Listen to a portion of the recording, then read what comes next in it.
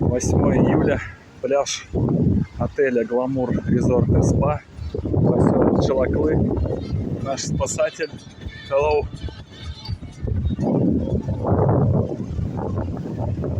Московские каналы публикуют информацию, что пляжи в Турции страдают от мусора. Грязная вода. Сейчас покажу воду. Так, время у нас 15:00.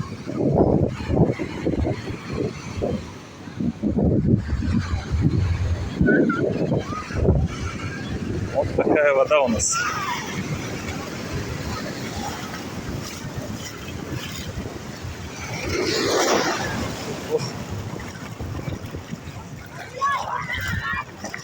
Кристально чистая.